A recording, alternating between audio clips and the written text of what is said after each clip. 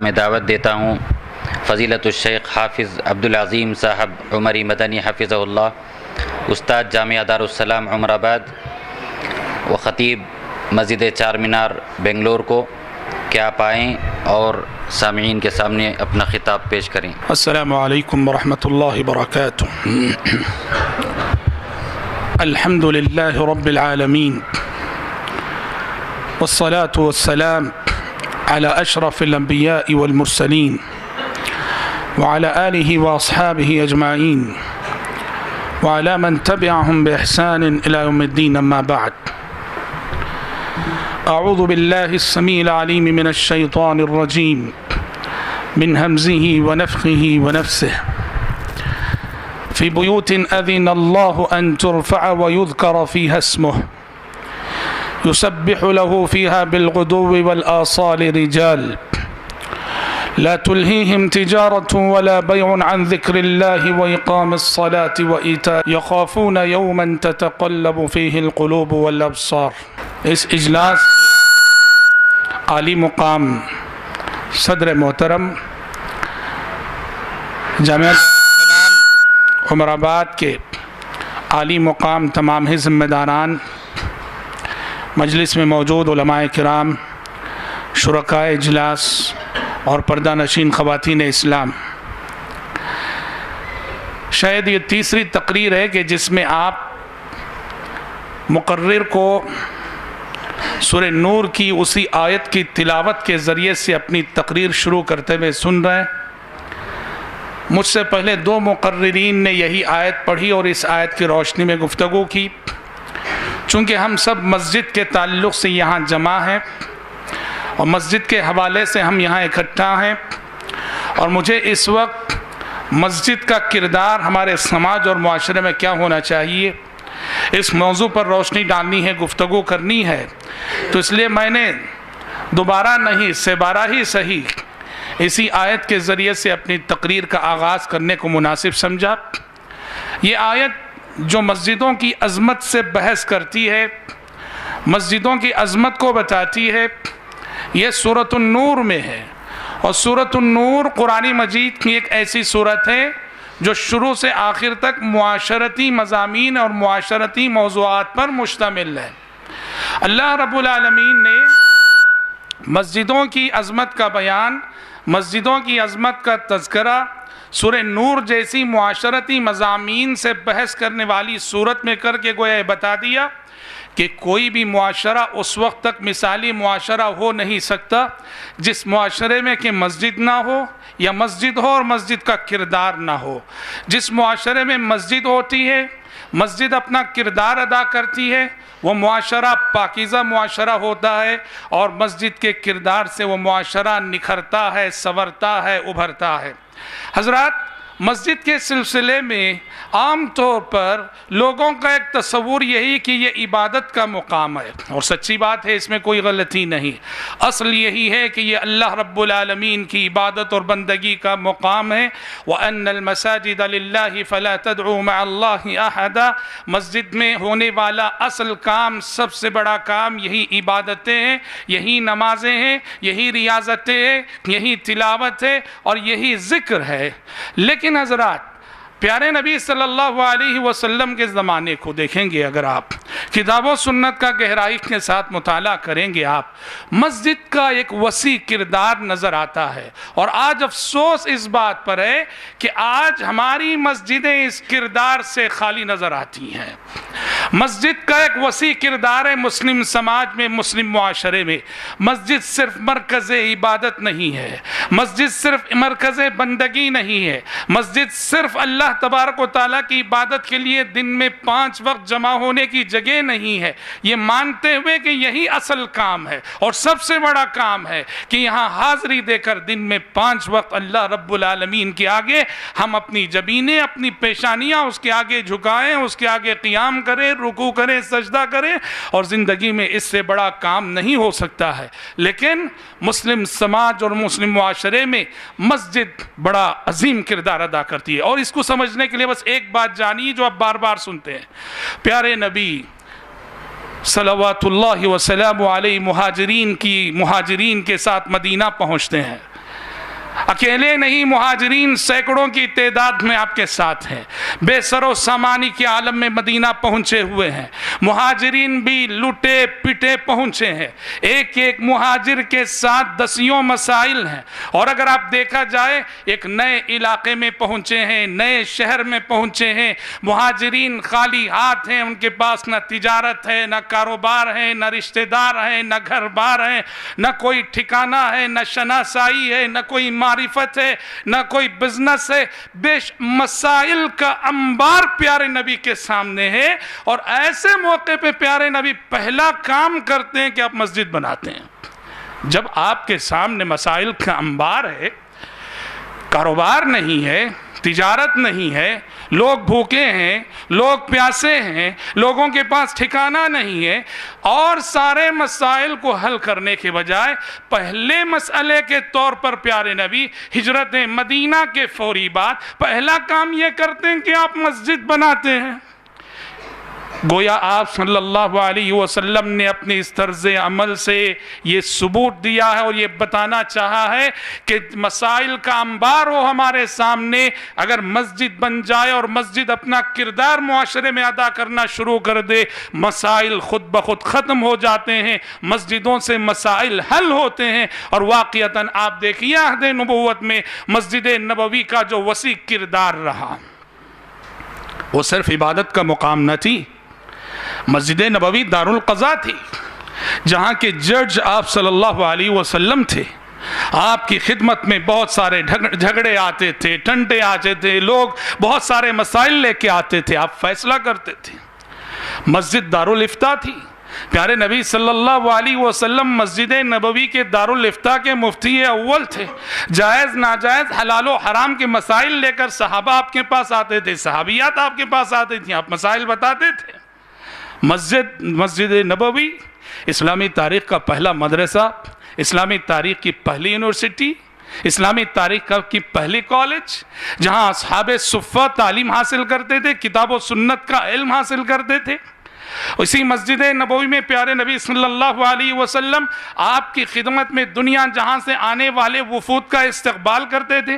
آج بھی حرم کا جو قدیم علاقہ ہے، یا وہاں بہت سارے ستون ہیں، ہر ستون پہ ایک نام ہے، ایک ستون پہ آپ دیکھیے نام لکھا ہے اسطوانۃ الوفود، یعنی تاریخی حوالے یہ بتاتے ہیں کہ یہ وہ ستون ہے جب پیارے نبی کی خدمت میں وفود آیا کرتے تھے، آپ اسی ستون کے پاس بیٹھ کر ان وفود کا استقبال کیا کرتے تھے۔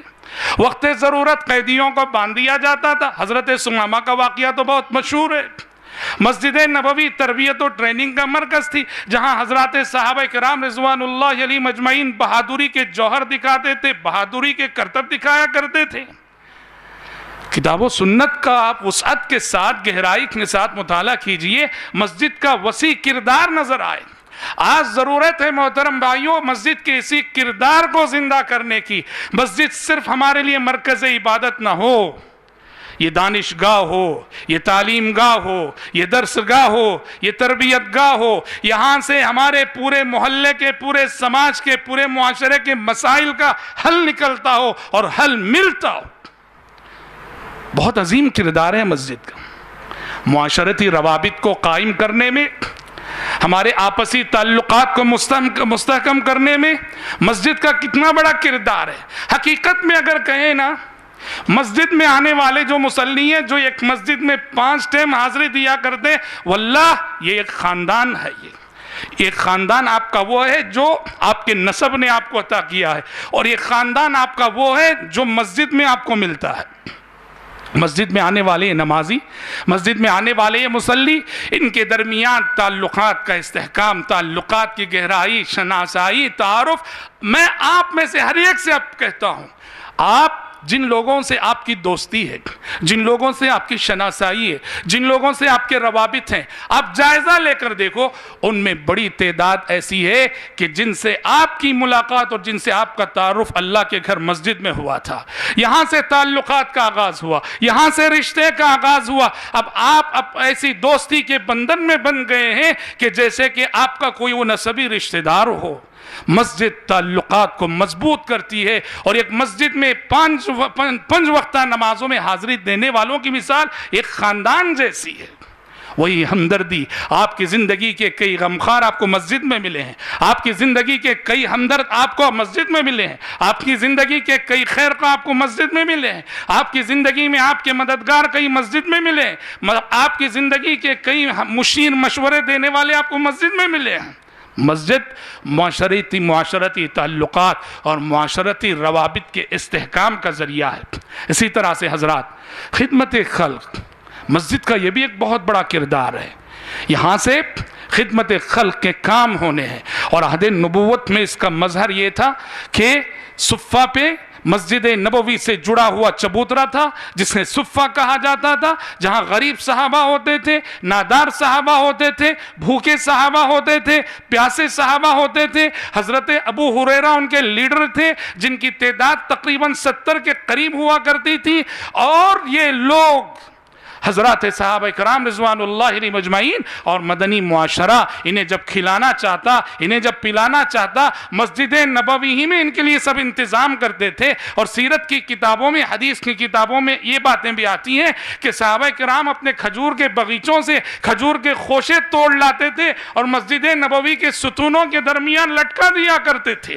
مسجد نبوی کے ستونوں کے درمیان کھجور کے خوشے لٹکے رہتے تھے۔ یہ بھوکے صحابہ، نادار صحابہ، غریب صحابہ جب بھی بھوک لگتی جاتے ان خوشوں سے توڑ توڑ کے کھایا کرتے، اپنی بھوک مٹاتے۔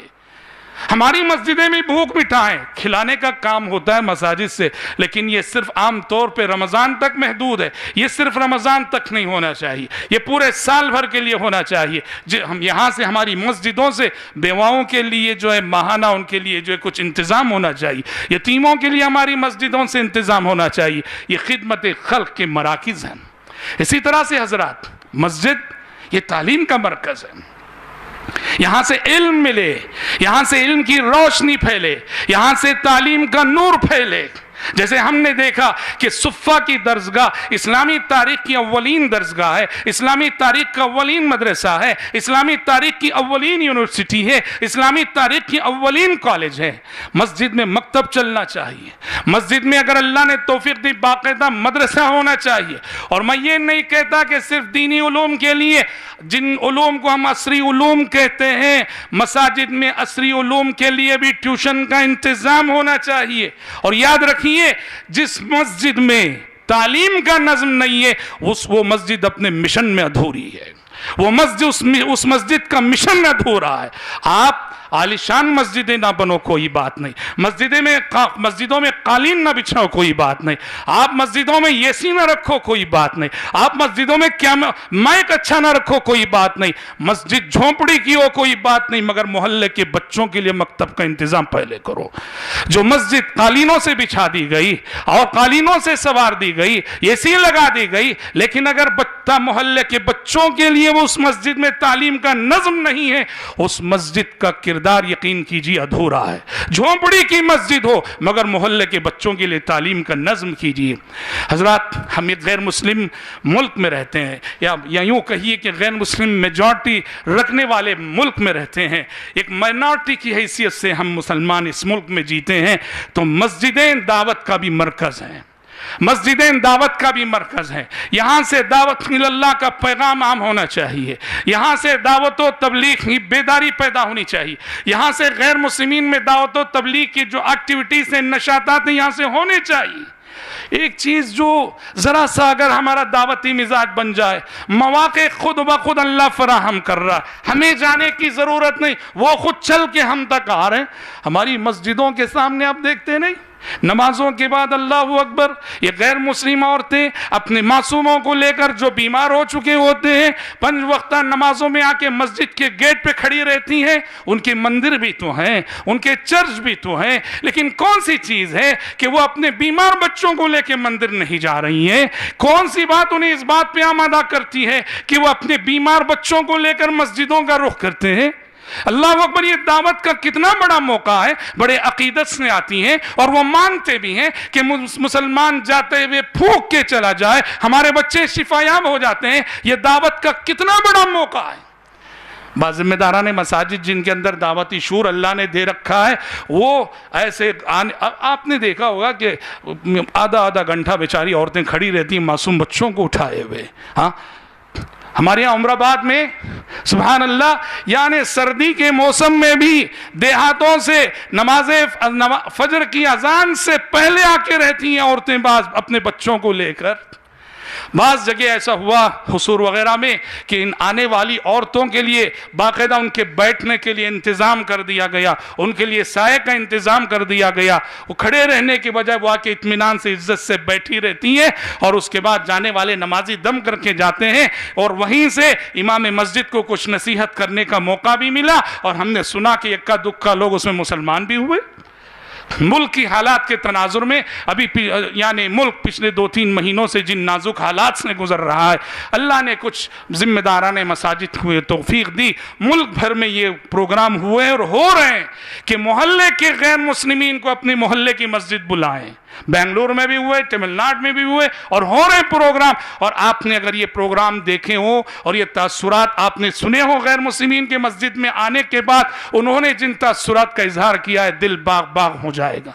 ضرورت ہے کہ مسجد کے دعوتی کردار کو زندہ کیا جائے اور مسجد کو دعوت اللہ کا مرکز بنایا جائے. اسی طرح سے حضرات حالات کے تناظر میں ایک بات یہ بھی کہ ایک کام ہمارے کرنے کا یہ بھی ہونا چاہیے, اور یہ ہونا چاہیے مسجدوں سے, کہ پوری مسلم آبادی کو مسجدوں سے جوڑا جائے. اس معنی میں کہ ہر مسجد کے اطراف جو آبادی ہے اس آبادی کا ڈاٹا جو ہے مسجد میں ہونا چاہیے, سروے ہونا چاہیے اس کا, کتنے گھر ہیں مسجد میں پوری اس کی رپورٹ ہونی چاہیے.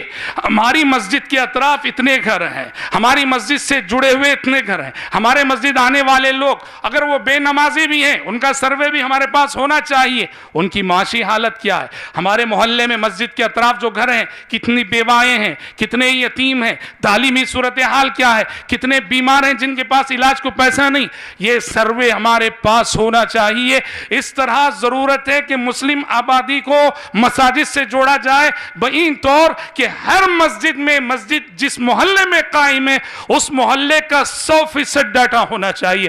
آپ دیکھیے اس کے بعد کتنے خیر کے کام ہوں گے, کتنے خیر کے کام ہوں گے. اور اسی طرح سے مسجد کے جس کردار کو زندہ کرنے کی ہمارے معاشرے میں ضرورت ہے محترم بھائیوں, اس میں سے ایک یہ بھی ہے, حالانکہ کام جزوی طور پہ جماعت کے نام سے ہوتا ہے, مسجدوں میں باقاعدہ فیملی کاؤنسلنگ سینٹر ہونا چاہیے. فیملی کاؤنسلنگ سینٹر ہونا چاہیے. میاں بیوی کے جھگڑے, میاں بیوی کے اختلافات, ساس بہو کے جھگڑے, یہ گھر گھر کی کہانی ہے. اور کوئی یعنی ذرا سی محنت ہو, ذرا سی کوشش ہو, تھوڑی سی جستجو ہو, کتنے ٹوٹتے ہوئے رشتے سمجھ جاتے ہیں, جڑ جاتے ہیں, لیکن کوشش نہیں ہوتی ہے تو بات جو ہے طلاق تک پہنچ جاتی ہے, کھلے تک پہنچ جاتی. تو ہماری مساجد میں باقاعدہ فیملی کاؤنسلنگ سینٹر کی ایک سینٹر بھی قائم ہونا چاہیے, جہاں سے یہ میاں بیوی جن کے رشتے اختلافات کی زد پہ ہوتے ہیں تو وہاں سے ان کو رہنمائی ملے. اور ظاہر بات ہے یہ سب کام تبھی ہوں گے جب مساجد کے ذمہ دار معاشرے کے وہ لوگ ہوں, معاشرے کا وہ طبقہ ہو جو دل درد مند رکھنے والے, سنجیدہ مزاج, خوش اخلاق, ملنسار, دور اندیش, اصحاب فراست, اصحاب بصیرت, معاشرے کا جو کریم طبقہ جسے کہا جاتا ہے, وہ جب مسجدوں کے عہدوں پر آئے گا, مسجدوں کی ذمہ داری سنبھالے گا, واللہ یہ کام آسانی سے ہوں گے. لیکن موجودہ صورتحال جیسی کچھ ہم دیکھتے ہیں, اس صورتحال میں یہ سب کام ہونا مشکل ہے. لیکن پھر بھی اللہ جس نے کام لینا چاہے, ان اللہ لا یؤید هذا الدین بالرجل الکافر الفاجر, اللہ کی حکمتیں عجیب ہیں. وہ صرف نیک لوگوں سے کام نہیں لیتا ہے, وہ اپنے دین کا کام ہر طرح کے لوگوں سے لیتا ہے. اس لیے مایوسی کی بات نہیں ہے, ضرورت ہے مسجد کے اس کردار کو زندہ کرنے کی. میں رب العالمین سے دعا کرتا ہوں کہ پروردگار عالم ہم سب کو, آپ سب کو, مسلم امہ کو اللہ اس بات کی توفیق عطا کرے کہ وہ مسجد کے رول کو, مسجد کے کردار کو, جیسا کہ عہد نبوت میں مسجد نبوی کا تھا, اس رول کو دوبارہ زندہ کرنے کی توفیق عطا فرمائے.